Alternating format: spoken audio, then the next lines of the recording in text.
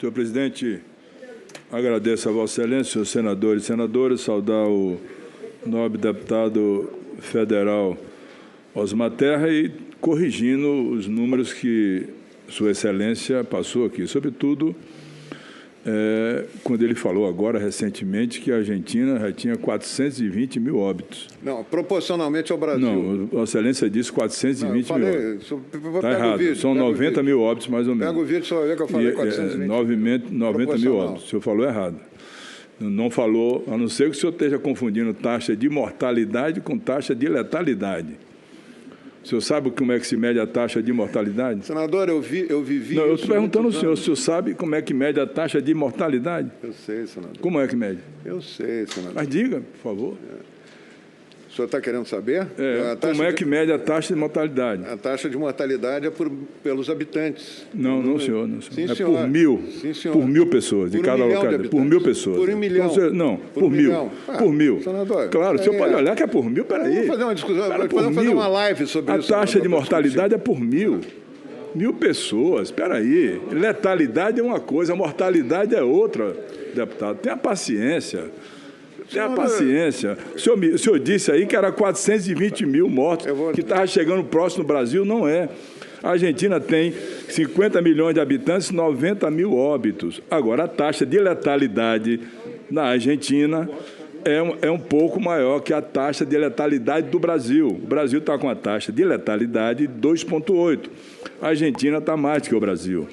Então, por isso, eu quero dizer ao senhor que a taxa de mortalidade é medida por cada 1.000 habitantes, em determinada localidade. Né? Então, essa que é a taxa de mortalidade. A taxa de mortalidade no Brasil é que está chegando esse número aí, de 502 mil mortos, 817. Então, outra coisa que eu queria falar com o senhor é o seguinte: o senhor comparou a evolução de uma virose como a Zika e como a dengue com a coronavírus. É completamente, o senhor comparou no início aí, completamente diferente. Bom, tudo bem, depois eu respondo. Porque, qual é a diferença entre um e o outro? A diferença, deputado, é que a transmissão do Covid-19 é pessoa por pessoa. A Zika e a dengue tem um hospedeiro intermediário. Esse hospedeiro intermediário, que é o mosquito, é por isso que não se fez vacina, porque é só combater o mosquito, não tem a vacina. Se fez teste in vitro para a vacina, mas é muito mais fácil combater o mosquito do que ir atrás da vacina. Matou o mosquito, acabou a dengue, acabou a Zika. O senhor comparou Zika e dengue com coronavírus, que a transmissão, deputado, é pessoa por pessoa. É completamente diferente do que o senhor falou aí.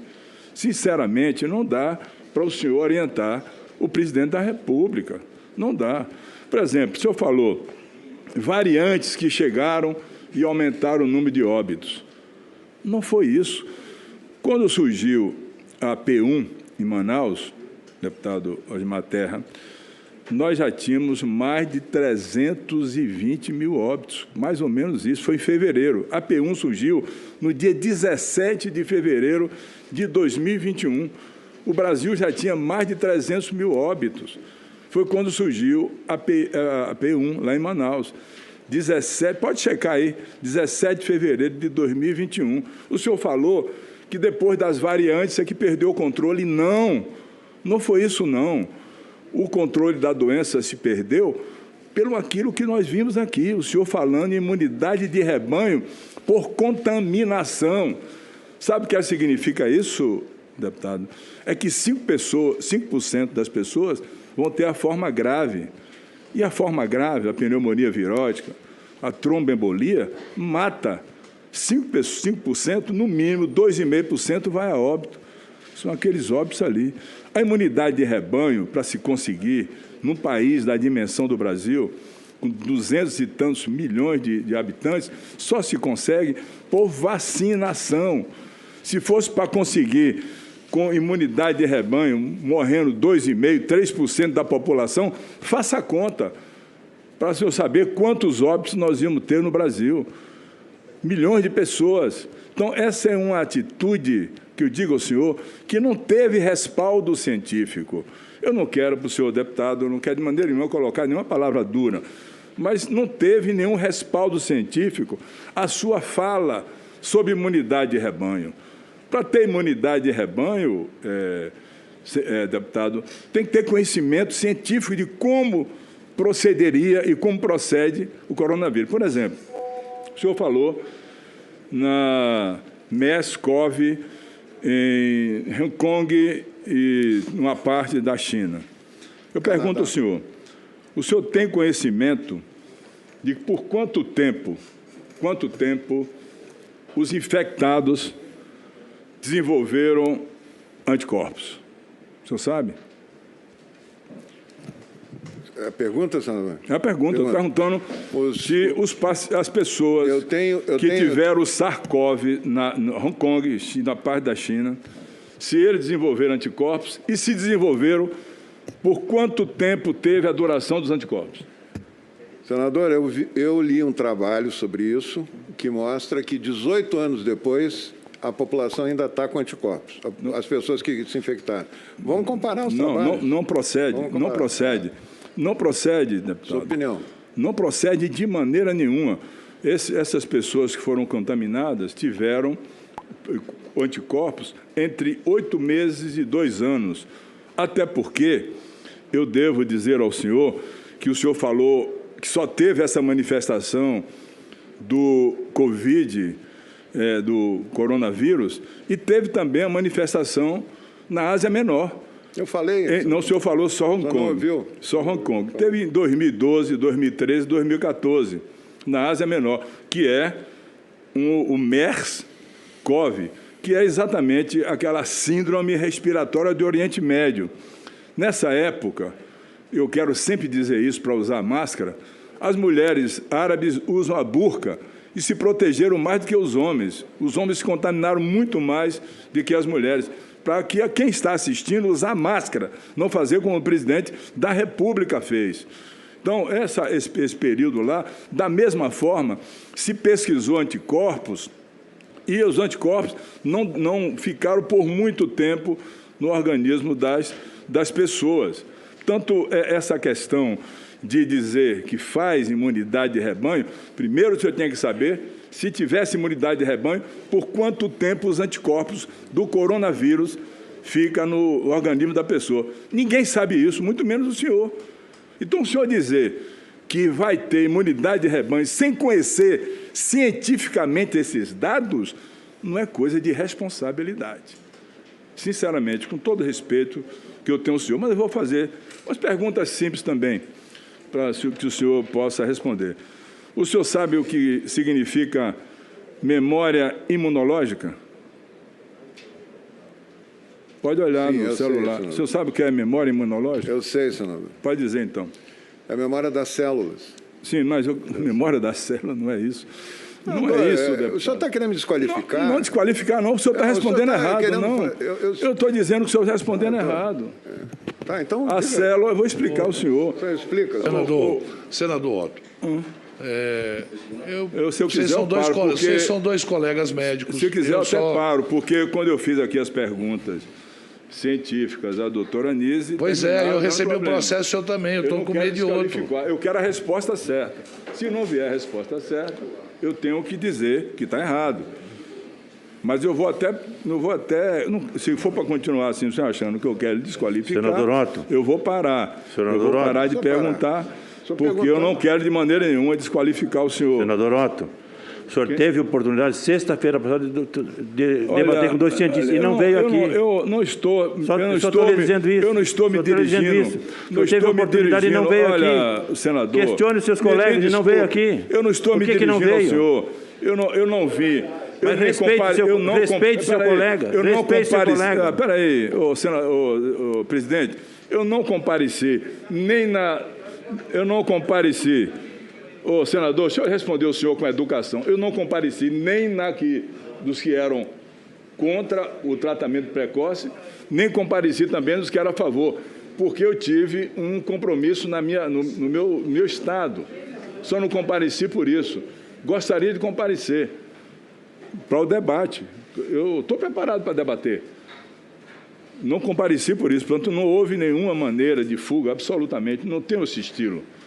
eu tive um compromisso no meu Estado na sexta-feira, tanto que eu não compareci nem na vez dos que falaram contra o tratamento precoce, nem também compareci nos que eram a favor. Foi só isso.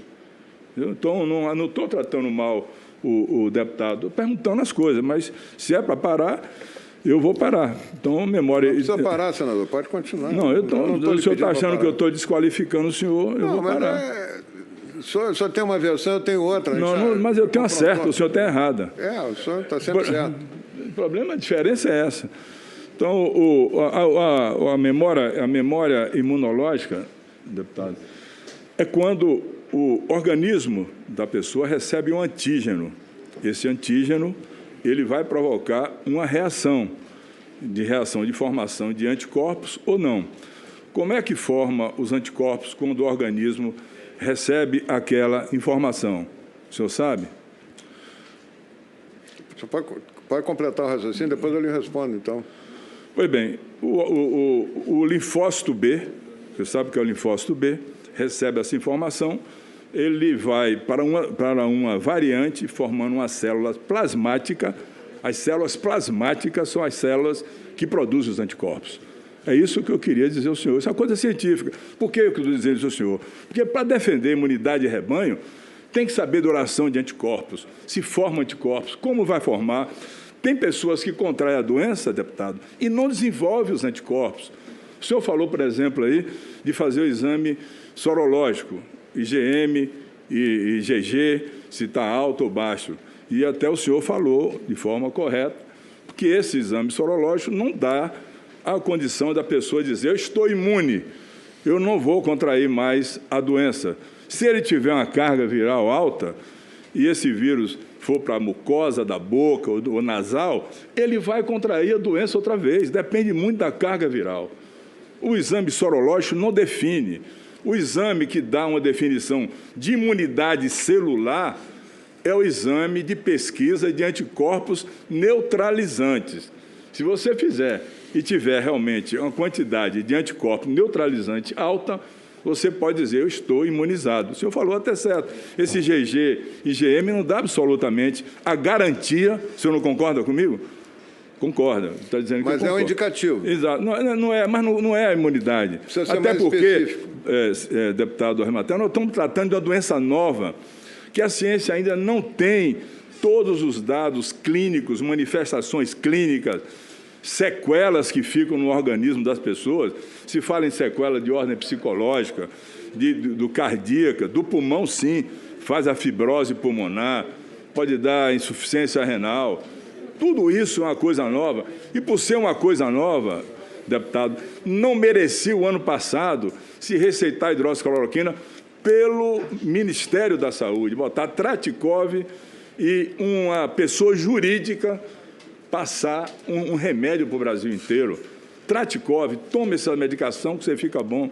Se for o médico que aviar uma receita, tudo bem, se ele quiser passar hidroxicloroquina, mas tratar pelo Ministério da Saúde, no site do Ministério da Saúde. E eu ouvi dizer que não aumenta, quem tem arritmia pode tomar hidroxicloroquina? Não pode tomar. Não pode tomar porque a arritmia, você é cardiologista, o senhor? Eu conheço cardiologia. É cardiologia. O senhor sabe, então, quem tem arritmia. A arritmia é uma doença que o senhor sabe, ela é dose dependente. Ou seja, se você tem arritmia e toma uma medicação que aumenta a arritmia, a proporção que o senhor aumenta, vai tomando, o intervalo QT vai aumentando, a pessoa pode ter parada cardíaca e morrer. Então, é por isso que não pode dar receita do Tratikov no site do Ministério da Saúde. Fazer um eletrocardiograma, controlar o doente, tudo bem, não tem efeito a hidroxicloroquina, não tem nenhum, absolutamente nenhum. Não tem, está comprovado. Só o Brasil e o presidente da República e seus seguidores ainda teimam com isso. Não tem outro lugar no mundo que está teimando com hidroxicloroquina. País de primeiro mundo. Estou falando aqui, país de primeiro mundo. Então, essa situação é uma situação que eu quero dizer ao senhor que eu jamais me pautaria 15 para dizer segundos. assim: olha, vai ter imunidade de rebanho por contaminação. Se tivesse imunidade de rebanho no Brasil, 215 milhões, para ter um índice, uma taxa de letalidade de 2,8, faça a conta quantos milhões de brasileiros iam morrer. E a imunidade de rebanho, o senhor sabe, tanto quanto eu, aliás, o senhor falou isso aí, ela só virá com a vacinação quando nós atingirmos aí em torno de 70% do povo brasileiro vacinado. Estamos com 11% do povo brasileiro vacinado. Então, não há como negar que houve lá atrás a negação de não comprar vacina. Isso é óbvio, está claro. E também eu vi aqui o senador de falar que a CPI não trouxe nenhuma vantagem. Quando Randolph, deputado, fez o requerimento e 28 assinaturas foram conseguidas, inclusive a minha assinatura, isso foi em fevereiro. Fevereiro, depois demorou, teve a decisão do ministro Luiz Barroso. Quando aconteceu isso em março, foi quando o presidente da República tomou a decisão de assinar contrato para comprar vacina, quando tomou a decisão de demitir o Pazuello, o general que não entendia absolutamente nada de saúde pública, completamente despreparado para essa atividade, e também, com essa admissão, foi tratar de fazer aquilo que é fundamental, que era a compra de vacinas para imunizar o povo brasileiro. Então, se tem vacina no Brasil hoje, teve pela pressão que o presidente recebeu da Comissão Parlamentar de Inquérito, que hoje investiga todos os erros que foram feitos do ponto de vista médico-científico. Nós estamos numa década, deputado, eu estou lendo um livro agora, O Novo Humanismo, não sei se o senhor está lendo esse livro. Eu esperava que essa década, e talvez esse século também, fosse o século da razão, da ciência e do humanismo. O senhor pode ter certeza, eu sei que o senhor sabe disso, nosso país não está sendo governado pela razão, nem pela ciência, nem pelo humanismo, porque se fosse pelo humanismo, não haveria tanta grosseria por parte do chefe da nação. Eu não quis, de maneira nenhuma, desqualificar o senhor. E se o senhor pensou assim, eu lhe peço desculpas. Senador, eu quero lhe agradecer até o seu gesto, né? Eu acho que nós somos colegas e nos entendemos, como o senador Omar Aziz falou, né? Nos entendemos que podemos ter divergências, né? Eu só queria lhe dizer assim, o senhor já ouviu falar no oseltamivir? Quem? Oseltamivir. O oseltamivir é o Tamiflu. Tamiflu. É o Tamiflu. O Tamiflu é a droga que foi... Não estou lhe pedindo para explicar. Droga de escolha para H1N1. Agora estão se pesquisando vários antivirais para coronavírus. Tomara que descubram um antiviral que resolva tudo, né, senador? Mas eu vivi esse drama do oseltamivir quando eu coordenei o H1N1 lá. Foi o primeiro lugar do Brasil que entrou, foi no Rio Grande do Sul, a gente não sabia nem como lidar direito com a epidemia. E era uma pressão enorme de médicos, todo mundo cobrando o oseltamivir. Sumiu das farmácias, o Tamiflu sumiu, tinha que se comprar no Uruguai, né? E as pessoas tomavam, né? E se sentiam melhor e tal, e achavam que o oseltamivir curava. Um estudo, uma revisão sistemática, uma meta-análise feita 4 anos depois, mostra que o oseltamivir não salvou uma vida. Não teve impacto em salvar vidas, apenas reduziu os sintomas. Foi um remédio aplicado de forma experimental, vamos dizer assim, que foi feito, que tinha resultado, as pessoas se sentiam bem e usavam, né? Por que não usar, né? Então, mas foi um drama. O ministro Temporão era questionado, na época ele era o ministro da Saúde, era questionado até pela OPAS, por que ele não estava dando o oseltamivir, né? Então, eu acho que a hidroxicloroquina, ivermectina, esses medicamentos, eu tomei quando eu fiquei doente, com tratamento prévio, vamos dizer assim, um tratamento inicial. Eu tomei, talvez se eu não tivesse tomado, tivesse morrido, não sei. Mas é melhor tomar do que não tomar. E eu acho que o que o senhor fala do aumento do QT, na parte cardiológica, a experiência que se tem, 250 milhões de pessoas tomam todo ano a hidroxicloroquina. Eu não estou defendendo. Para a malária. mais milhões de pessoas tomam para síndromes autoimunes, né? E os médicos, cardiologistas que acompanham, como é o caso aquele que apareceu no vídeo lá, que ele me falou antes, eu não conhecia o rapaz, o colega, e ele falou que ele não tem nenhum caso de morte, nenhum caso de arritmia grave com tratamento. O senhor me permite, inicial. O ministro da Saúde, sentado onde o senhor estava, eu perguntei a ele, ele disse que só daria hidroxicloroquina a um paciente se fizesse eletrocardiograma antes. Bom, por causa da arritmia.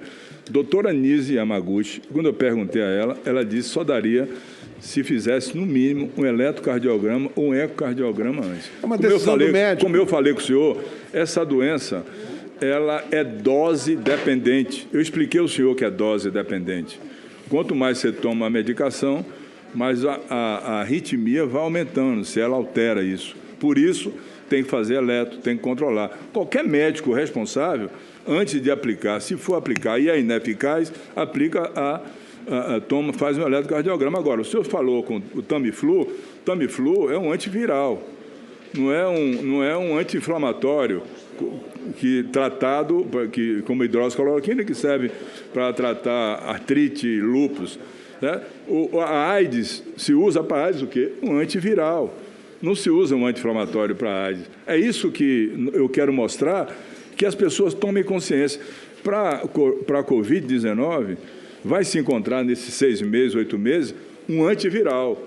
Não vai ser um anti-inflamatório com propriedades como a hidroxicloroquina. É essa discussão que, às vezes, a gente fica debatendo, e eu respeito a convicção do senhor, eu tenho que respeitar a minha também, porque eu tenho as minhas, eu tenho do senhor. Agora, eu tenho certeza absoluta que o que se vai se encontrar de medicação de escolha, e o senhor sabe que a medicação de escolha é aquela medicação adequada para a doença.